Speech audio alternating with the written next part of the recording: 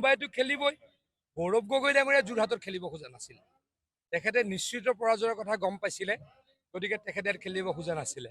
নগাঁৱত ইলেকশ্যন খেলিব খুজিছিলে আনকি যিদিনাখন কংগ্ৰেছৰ ইলেকশ্যন কমিটিৰ মিটিং হৈ আছিল তেওঁ সেইদিনাখনো দিনটো নগাঁও সমষ্টিত কেম্পেইনিং কৰি আছিলে গতিকে তেখেতে যোৰহাটতো অহাই নাছিলে যোৰহাটত ইলেকশ্যন খেলিব খোজা নাছিলে দলে তেওঁক ফ'ৰ্চ কৰি যোৰহাটত ইলেকশ্যন খেলিবলৈ পঠালে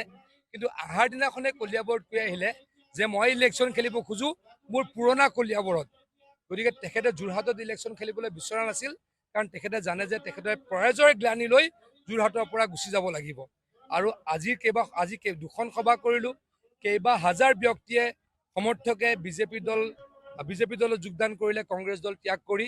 গতিকে আজিয়েই ৰিজাল্টটো মোটামুটি ওলাই গৈছে আমি কালিলৈকে ভাবি আছিলোঁ 2 লাখমান ভোটত জিকিম আজি মোৰ এনেকুৱা লাগে যে মিনিমাম 2.5 লাখ ভোটৰ ব্যৱধানত আমি এই যোৰহাট লোকসভা নিৰ্বাচনত জিকিম তপন গগৈ ডাঙৰীয়া দ্বিতীয়বাৰৰ কাৰণে সাংসদ হ'ব আপোনালোকৰ কিমান 400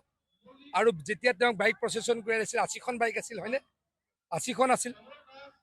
আজি ক'ত ক'ত আছে মই দেখাই দিওঁ কাৰণ মই DIPৰ মন্ত্ৰী মোৰ হাততো খবৰ থাকিবই এতিয়া আমাৰ মিটিঙত 5,000 6,000 মানুহ হয় গৌৰৱ গগৈ ডাঙৰীয়া ইমান ডাঙৰ নেতা তেওঁৰ মিটিঙত 400 হয় যোৰহাট টাউনত সিদিনাখন 400 মানুহলৈ প্ৰচেছন কৰিছিল হয়নে নহয় কওক গতিকে আমি কি ভয় খাব লগা আছে তেওঁলোকে ভয়ত তেওঁলোকৰ অৱস্থা নাই 2 লাখ ভোটৰ ব্যৱধানত এই সমষ্টিত আমি জিকিম এতিয়া চাওকচোন যোৱা বছৰ আমি এইটো সমষ্টিত 80,000ত জিকিছোঁ এই ৰাণা গোস্বামী ডাঙৰীয়া ক'ত আছিল কংগ্ৰেছ আমাৰ ৰূপজ্যোতি কুৰ্মী ডাঙৰীয়া ক'ত আছিল তেতিয়া কংগ্ৰেছত সুশান্ত বৰগোহাঁই নিজে ইলেকশ্যন খেলিছিল তেতিয়া লোকসভাত চিন্তা কৰি চাওক তাৰ পাছত অংকিতা দত্ত আহিলে এতিয়া বিজেপিত যোগদান কৰিলে সুৰুজ দিহিঙীয়া আহি যোগদান কৰিলে যিসকল নেতাই যোৱা ইলেকশ্যনলৈকে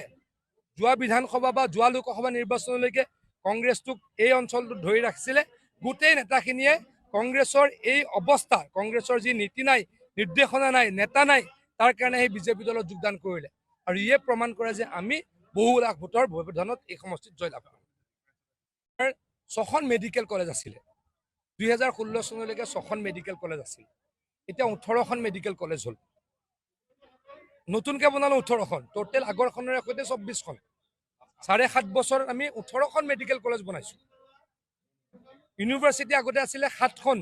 এতিয়া আমি বনালো 15খন মানে কংগ্ৰেছৰ 60 বছৰ অসমত ইউনিভাৰ্চিটি আছিলে 7খন আৰু আমি যোৱা 7.5 বছৰত বনালো 15খন যোৱা 60 বছৰত কংগ্ৰেছে বনাইছিলে মেডিকেল কলেজ মাত্ৰ 6খন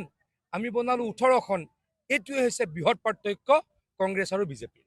আমি 13খনত জিকিম আমি 11খন ভাবি আছিলোঁ কিন্তু এবাৰ 13খনত জিকিম